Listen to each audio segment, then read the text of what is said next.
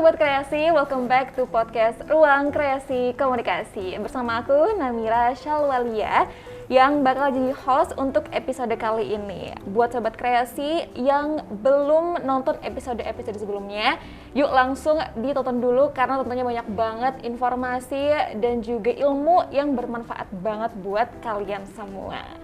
Dan di episode kali ini harus juga ditonton sampai habis karena di episode podcast kali ini tema yang akan kita bahas bareng-bareng adalah rasanya menjadi jurnalis di Televisi Republik Indonesia TVRI. How it feels? Waduh, penasaran banget nggak tuh? Nah, di hari ini juga kita punya narasumber yang keren banget dan juga pastinya menginspirasi buat kita semua. Selamat datang Kak Arafat, gimana nih kabarnya? Halo Namira, Halo. Alhamdulillah baik, sehat walafiat dan mudah-mudahan juga Sobat Kreasi selalu dalam sehat walafiat. Alhamdulillah. Boleh mungkin kita lepas maskernya boleh. dulu karena kita udah jaga jarak juga dan insya Allah sehat walafiat. Udah 1 meter lebih kan ya? Boleh mungkin kita perkenalan diri dulu nih Kak, mungkin kegiatan sehari-harinya apa, pekerjaannya dan mungkin kesibukannya.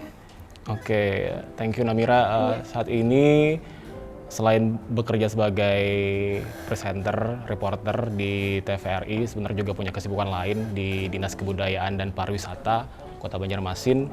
Di sana saya sebagai tenaga kontrak Patriot Pariwisata namanya. Jadi ada tim ber-9 orang dan saya menjadi leadernya, ketuanya di situ. Itu salah satu kegiatan di luar dari jurnalistik. Ya.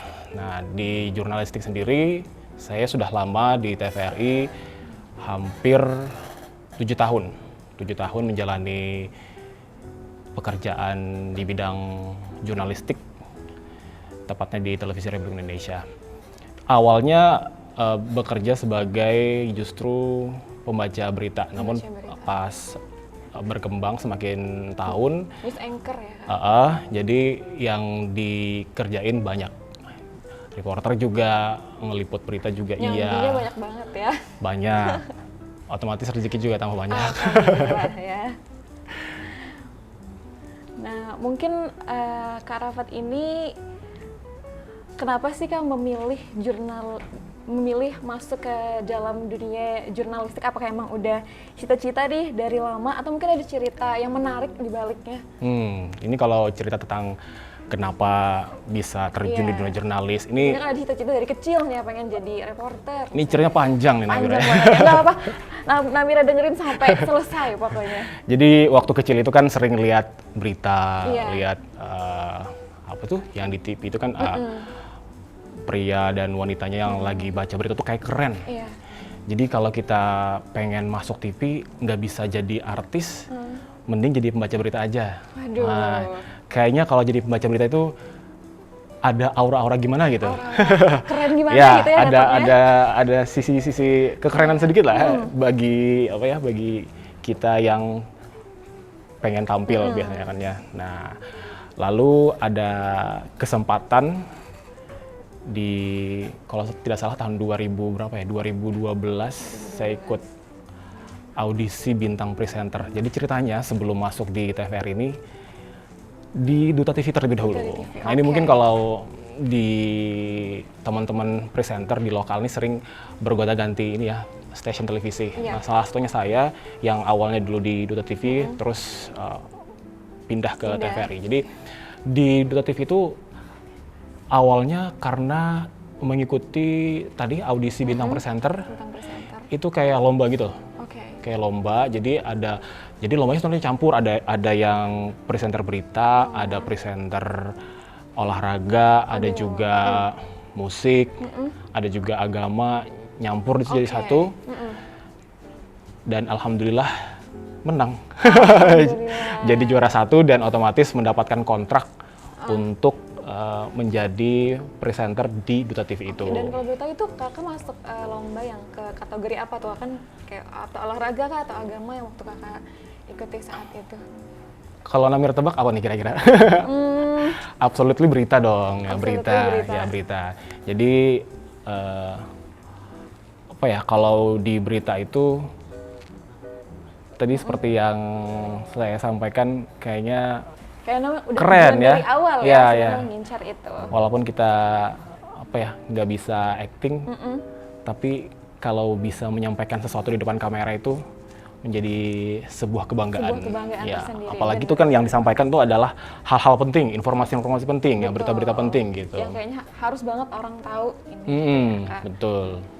Nah, persis seperti tema yang kita angkat di hari ini sih lebih kayak ke perasaan kakak, gimana sih rasanya menjadi seorang jurnalis di TVRI gitu, how it feels gitu kak. Mau itu mungkin apa yang saat dilakukan, apakah ada nanti senangnya atau mungkin bahagianya, atau mungkin hal-hal the perks of little things gitu. Mostly sih senang. Senang Ya, bangga juga bisa menjadi salah satu bagian dari insan TVRI, televisi yang dimiliki oleh masyarakat Indonesia, dan ini banyak sekali kesempatan-kesempatan yang saya dapatkan ketika bisa bergabung di TVRI. Ada kesempatan untuk mengikuti diklat, pelatihan, yang itu semuanya pasti kalau di luaran sana ada biaya tertentu yang dikenakan begitu. Tapi alhamdulillah ada privilege bisa bergabung di TVRI, bisa mendapatkan semua ilmu pengetahuan terkait dengan jurnalistik, broadcasting, public speaking, banyak pokoknya. Pokoknya bertambah ilmu ketika bergabung di TVRI. Iya, betul. Nah, mungkin kalau tadi perasaannya bisa dikasih tahu dong ke sobat kreasi semua nih, apa sih hal yang paling berkesan ketika Kak Arafat nih liputan? Karena kan kalau kita lihat mungkin di internet atau di video-video biasa kan ada gitu sesuatu yang kayaknya nggak terduga gitu saat liputan. Mungkin apa sih Kak kalau dari Kak Arafat sendiri? Banyak sekali sebenarnya hal-hal yang mungkin nggak dilupain gitu sampai kapanpun. Iya, banyak pasti Namira. Kalau kita liputan, ini sebenarnya liputan yang mana dulu nih? Ada yang liputan sendiri atau liputan yang bertim? Boleh, yang menurut kakak yang paling berkesan gitu kayaknya, yang ini nih adalah perjalanan hidup gue sebagai jurnalis yang gak akan pernah gue lupain. Nah kalau cerita dulu nih, kalau di TVRI itu kan sebenarnya saya sendiri untuk meliput berita biasanya saya mandiri, single fighter. Jadi saya yang pegang kamera sendiri. Kemudian saya juga yang sekalian langsung wawancara ke si narasumber. Solo jadi kebetulan di kontrak saya itu mengharuskan saya untuk meliput berita, tapi dengan kondisi yang single fighter. Sendiri ya. Jadi otomatis saya harus nyiapin bahan sendiri. Tadi megang kamera juga sendiri kan. Nah, kesusahannya adalah ketika menemukan narasumber yang susah untuk digali informasinya gitu. Apalagi kalau yang menjadi narasumber adalah masyarakat gitu. Kadang dia nggak mau. Ya, pasti. Aduh, jangan saya yang lain aja. Iya. Ini susah banget untuk bisa ngedapatin informasi buat ditulis menjadi sebuah naskah. Gimana caranya? Harus dapat, akhirnya kan cari narasumber lainnya, masyarakat lainnya yang mau untuk bisa untuk berpartisipasi gitu. Yang dijadikan sebagai narasumber. Itu berat loh Mira. Kalau kamu nanti benar-benar terjun, pasti kamu akan menemukan hal itu gitu. Dan itu harus ingat waktu juga kan ya, kayak soalnya kan apalagi misalnya yang live gitu ya, apalagi kalau mau cari-cari narasumbernya ternyata nggak jadi, itu pasti aduh hektik banget di kala kayak gitu ya. Sama lagi kalau yang bertim, sebenarnya kalau yang bertim lebih kepada reportase sebenarnya. Jadi di sana itu saya sudah mendapatkan data dari reporter lapangan atau wartawan lapangan. Jadi saya cuma menyampaikan informasi itu dalam sebuah reportase.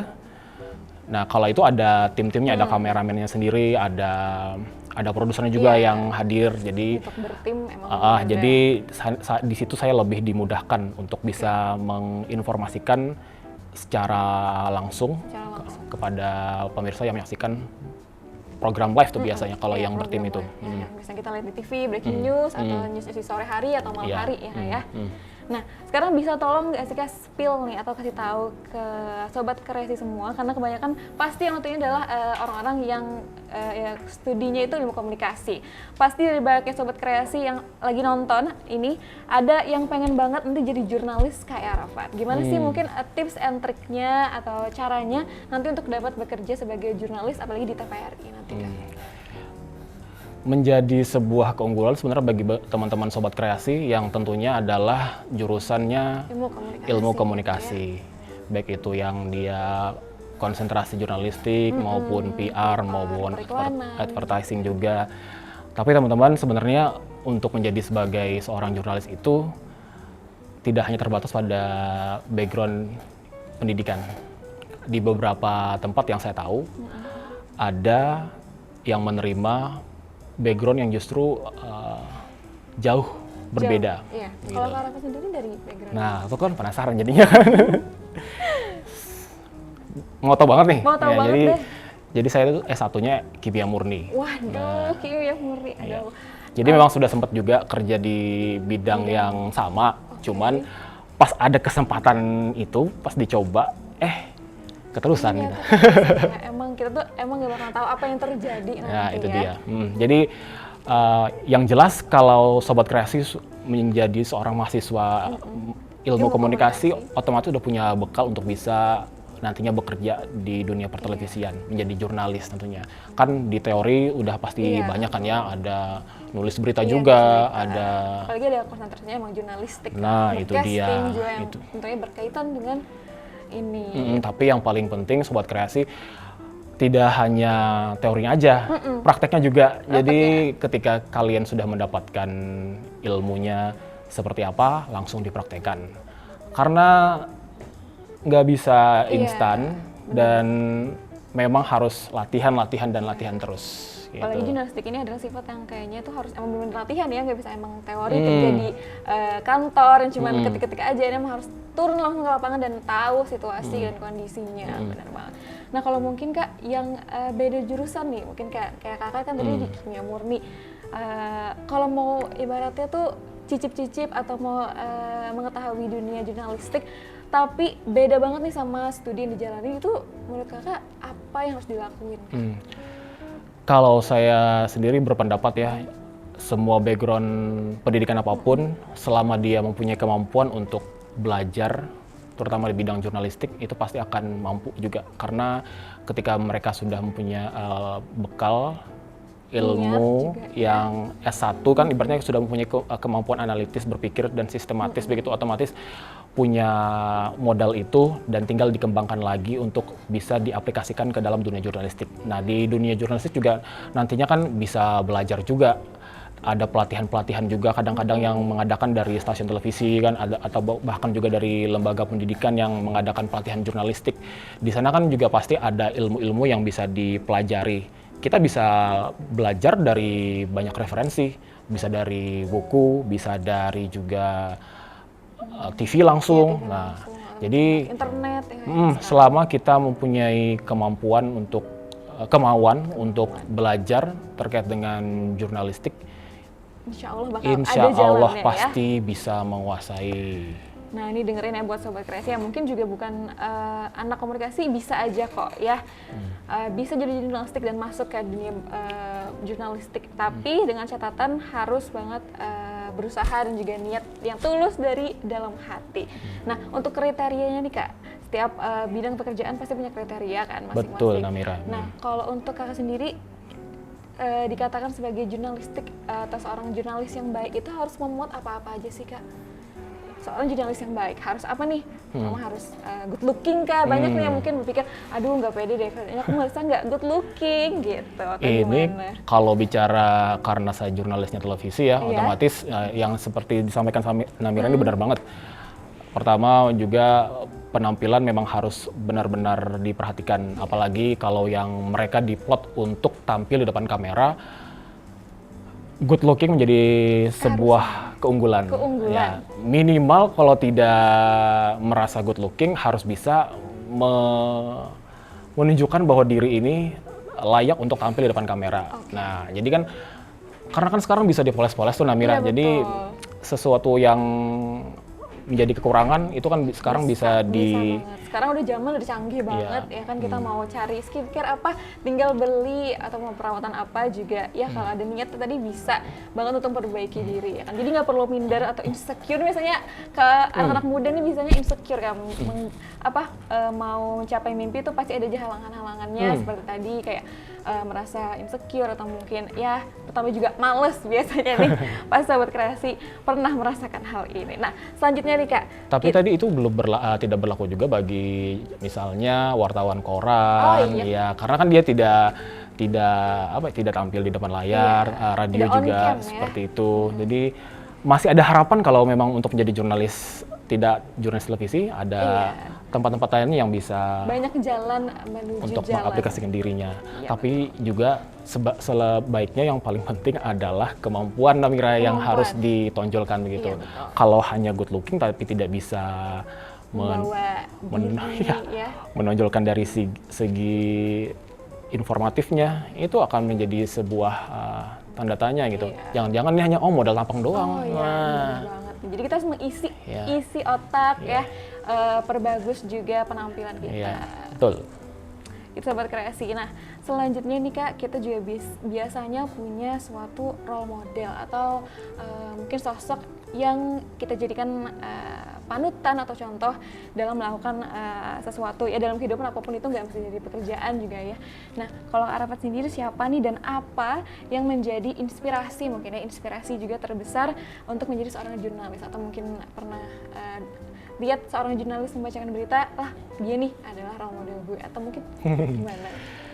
Banyak sekali Namira yang saya jadikan sebagai role model untuk bisa menjadi seorang jurnalis. Nah, tapi salah satunya yang pengen saya sebutin adalah Aiman Wicaksono.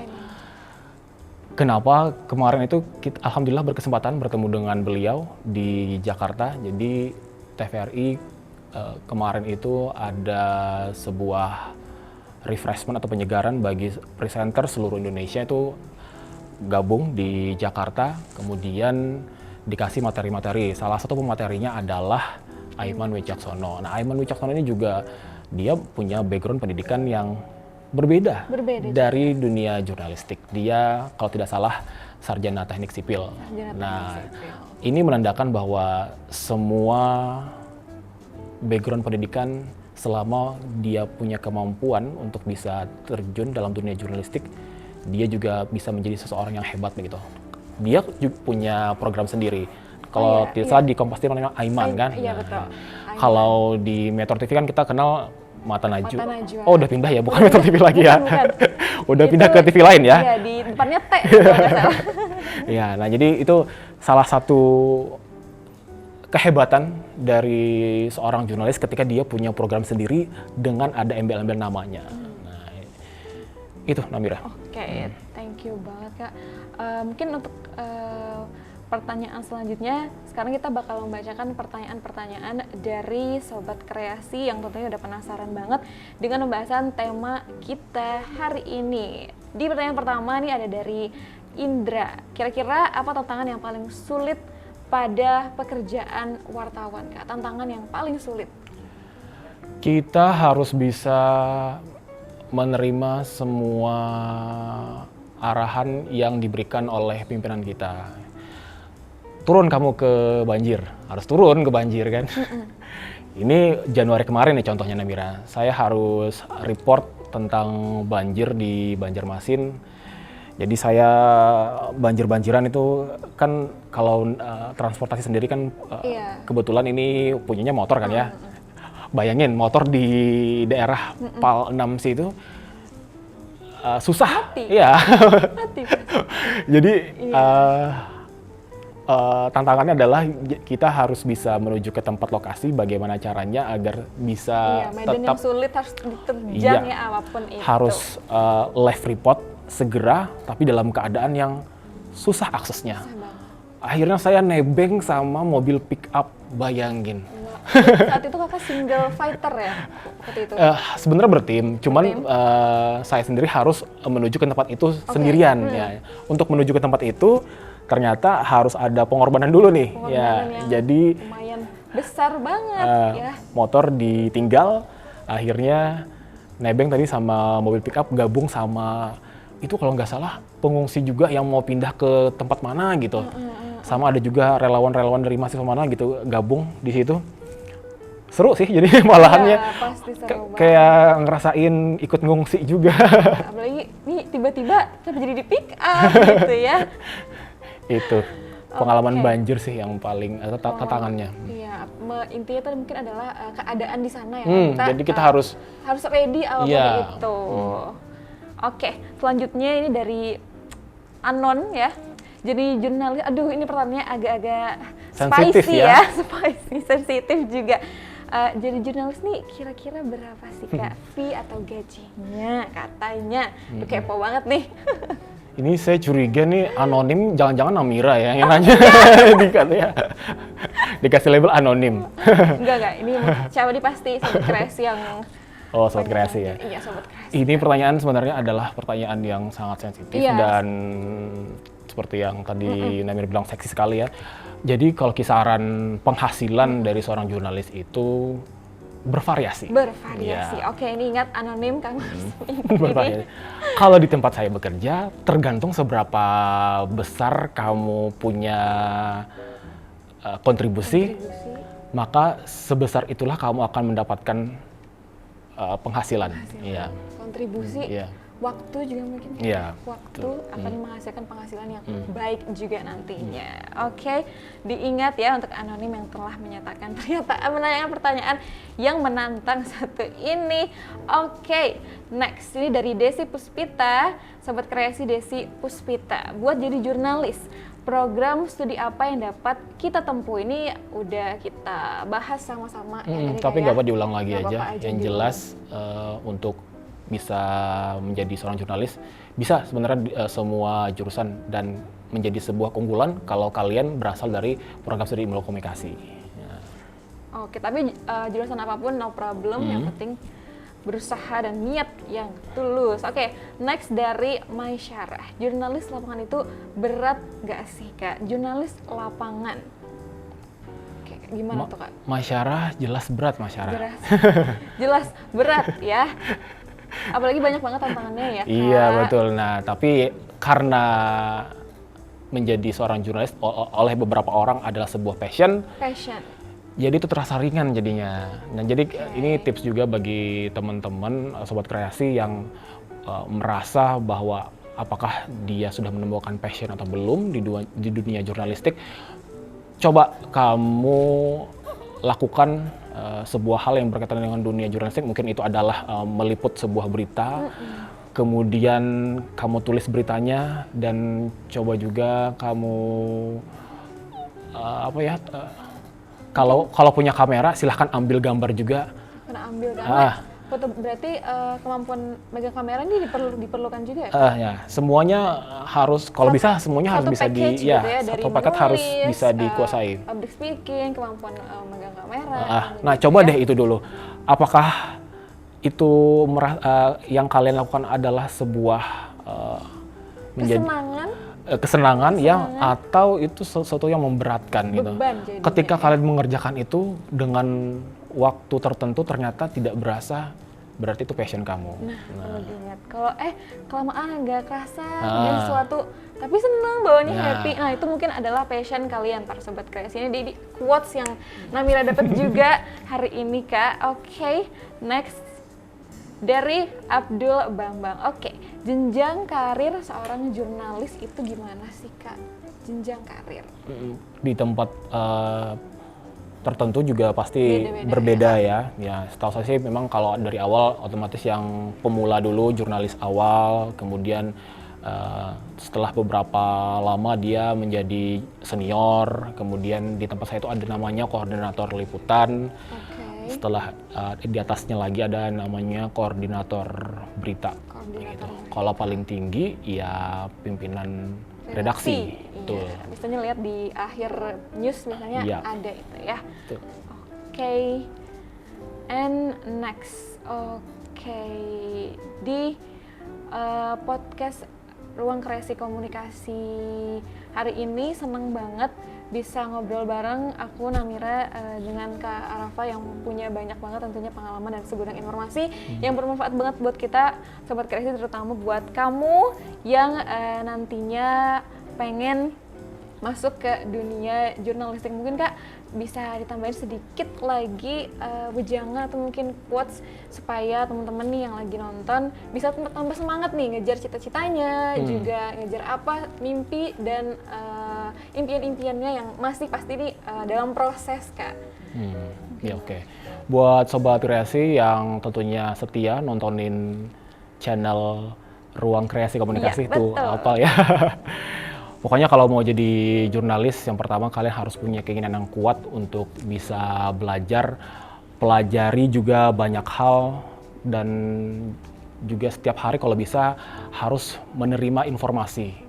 Rajin-rajin baca portal, baca koran, lihat TV tentunya berita-berita yang lagi hangat itu apa. Dan dengan begitu kalian akan semakin bertambah wawasannya. Dengan bertambah wawasan juga akan semakin membuat kalian akan lebih mudah untuk bisa memberikan informasi kepada teman, kepada orang lain, kepada kamera saat kalian latihan nanti. Dan yang paling penting adalah kalau mempunyai kekurangan harus bisa menutupi kekurangan itu agar bisa tetap tampil prima di depan kamera kalau menjadi jurnalis televisi. Oke, Itu gitu Sobat Namira. Kreasi. Thank you banget buat Kak Arafa, sekali lagi sudah dijawab juga sama narasumber kita. Hari ini pertanyaan-pertanyaan dari Sobat Kreasi, seru banget juga tadi bincang-bincang di podcast Ruang Kreasi Komunikasi episode kali ini, yaitu rasanya menjadi seorang jurnalis di Televisi Republik Indonesia, TVRI. Terima kasih banyak Kak sekali lagi yang udah bersedia hadir di sini. Terima kasih juga buat Sobat Kreasi yang udah setia nonton podcast kali ini sampai akhir. Nantikan episode-episode podcast Ruang Kreasi Komunikasi berikutnya, dan jangan lupa like video ini, terus komen di bawah, dan subscribe YouTube channel kita di Komunikasi ULM. Jangan lupa nyalakan lonceng notifikasi juga biar Sobat Kreasi update episode terbarunya Ruang Komunikasi. Sampai bertemu kembali di Ruang Kreasi Komunikasi. Bye-bye.